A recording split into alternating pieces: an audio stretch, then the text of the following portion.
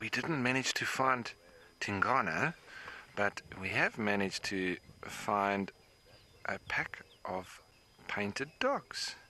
Painted dogs, wild dogs, as the two different names that people do give them. Locally, we will call them wild dogs, or Madas is the local nickname. But I do know that in some places they call them painted dogs. Now, there's about 10 individuals in the area. They're scattered around a little bit. They were on the move and they've all gone to ground now. And there's a couple of game viewers with us because this is obviously a very exciting sighting. And now remember that we are open to the Kruger National Park, so these animals can come and go as they please, and which is very exciting for us because sometimes they come through our concession of the reserve, which is what has happened this morning. So it seems they've been on the move and now they're taking a little bit of a rest. Some lying up in the shade, even though mostly we are in the shade of the clouds anyway. Yeah, those massive ears, eh? Fantastic for listening out.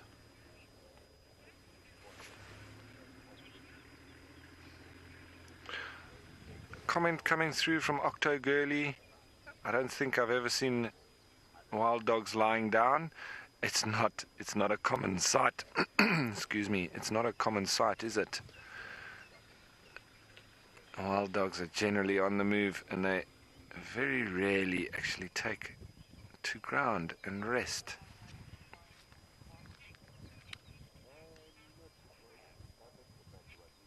Nick asking a question, do painted dogs bark or howl? They've got more like a yelp, and there's yelps and squeals.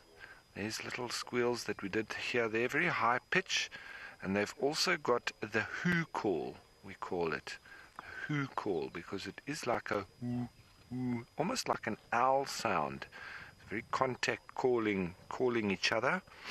So no, they don't bark per se or howl. One's got a bit of an itchy bum there. But wild dogs, they range between about 20 and 30 kilograms, so not particularly heavy animals, and they are made purely for speed and endurance.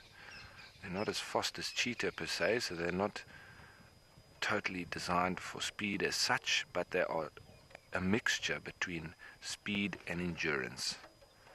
And they can have massive litters of pups, between 2 and 22 pups in a litter, so quite a lot. And they live for about 12, 13 years old, as would your normal domestic dog, similar age to that of a dog a similar size. That's a good age, 12, 13 years old. And lovely that they've graced us with their presence. Now, a pack this size can eat a lot of meat, and they can go through 2 to 3 impala a day. So they will hunt daily, this pack, and you wonder if they've already killed and fed this morning. It's quite possible. It's not a very enjoyable sight to see when they do actually kill something. They're not animals like the cats, the lions and leopard that go for the throat and go for the kill. They are not as friendly in the kill, if I can say.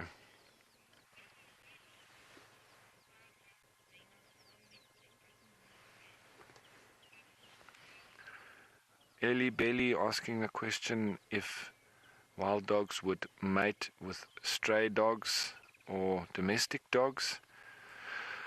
I think it's possible, but I think the behavior of these wild dogs is quite aggressive, and I don't know if a domestic dog would be able to fit in with their with their behavior. I think there would be conflict, and I think that the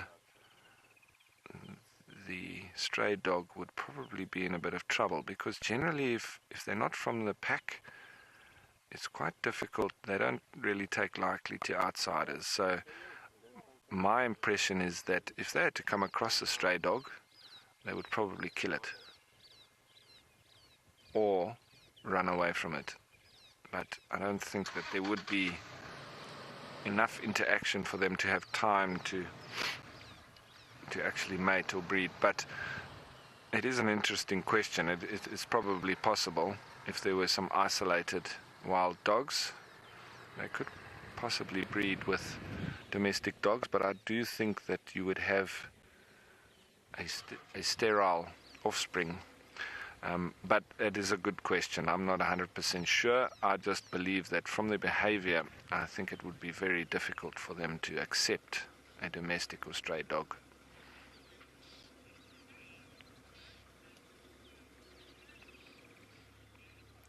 TA asking a good question there as well. Why do wild dogs smell so badly? For me, it's a lot to do with the amount of food that they eat and the amount of meat that they get into contact with, and blood, and it's a little bit to do with that sort of rotting meat and blood. But also, like your domestic dogs, we like to wash our dogs, because they do start to stink. And if you leave your domestic dog for long enough, he would start to stink quite heavily as well. And it's quite natural. That is their natural smells. They also do have anal glands, which, that dog there, yes, I said he had an itchy bum, but he was probably, they do get a bit of an irritation around that anal gland, and that it is also for scent marking, and domestic dogs have this as well. Now, this assists in putting their smell around, and they're gregarious animals. They do need to live together. They live in packs. So it's important for them to keep these smells, and we constantly trying to get rid of it. It's one of the reasons why when you do wash a dog, immediately it runs outside and gets as dirty as possible, because it probably thinks that nice perfumed shampoo that we've put on it, in his mind, that stinks. And he wants to get his natural smells back, because that's normal between dogs. And their nose is sometimes 300 times stronger than ours in terms of the hounds. So you must imagine the strength of the smell coming through there.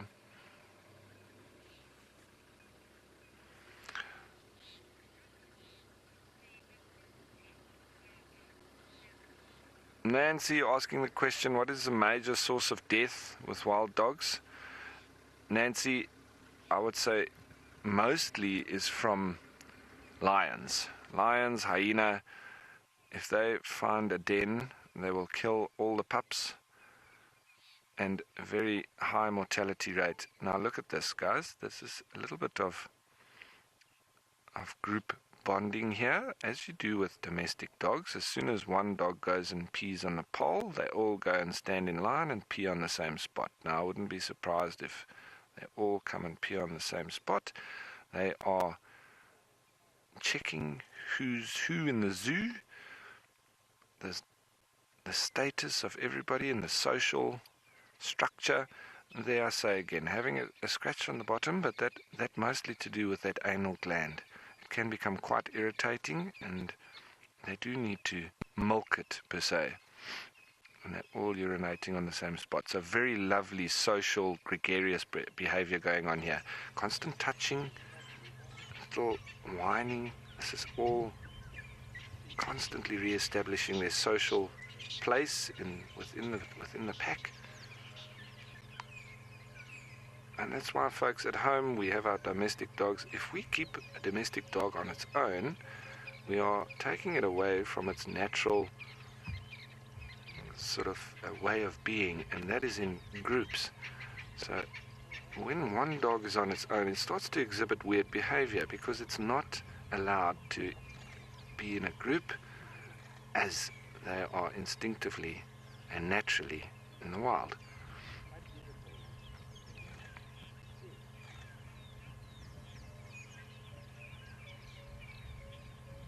Atomic X asking the question, can wild dogs use their ears like bat-eared fox do? Yes, absolutely. They are almost like satellite dishes. They are reining in the signals, the sounds coming through the bush, but a bat-eared fox using it predominantly to pick up on small things under the ground, insects and little rodents possibly, whereas wild dogs, they're using that to pick up on sounds of game, antelope moving through the thickets. So it is a very similar use, however it's for a different prey. And you'll see bat-eared foxes directing those ears predominantly at the ground, whereas wild dogs directing it normally more horizontally towards picking up if there's lions in the area, and mostly to do with prey. So, but yes, very similar in size in comparison to the body. Massive ears. So they'll be hunting mostly with sight and ears.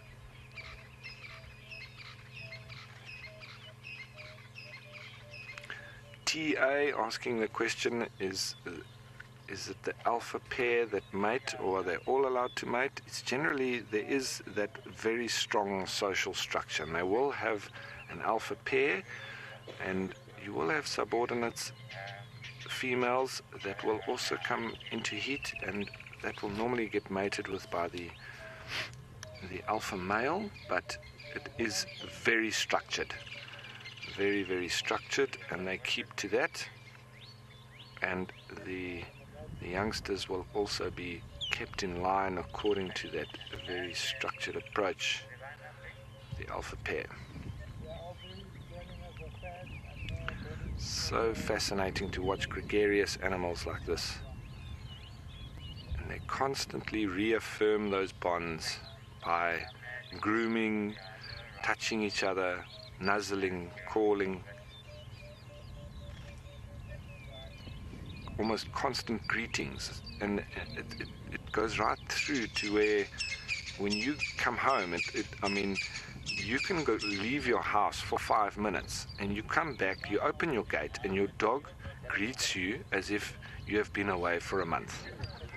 It's almost identical.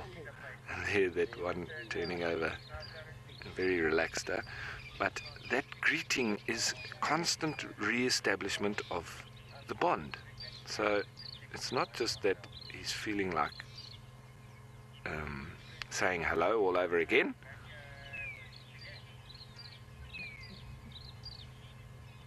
Dean asking the question, is it true that they have a high kill rate? Absolutely. Once wild dogs pick out a prey and head out on a hunt on that animal, the chances are excellent that they will kill it. So it's probably an 80 to 90% success rate, and it's only your older wily animals that generally have some tactics to get away. And I was watching a Nyala bull which did just that. I told the story a little while ago, but he got cornered in some water, and he eventually tired the wild dogs out, and they left him in the water. But generally, once they pick out a prey, his minutes or seconds are numbered, because they will generally have a leader who chases, but very hard, behind the prey, whether it's an impala or whatever antelope it might be, and he chases hard up behind it. And once he loses a little bit of steam, it would be the next that takes over. So it's almost wolf-like in the way that they do hunt, and so they keep the chase up at maximum speed throughout.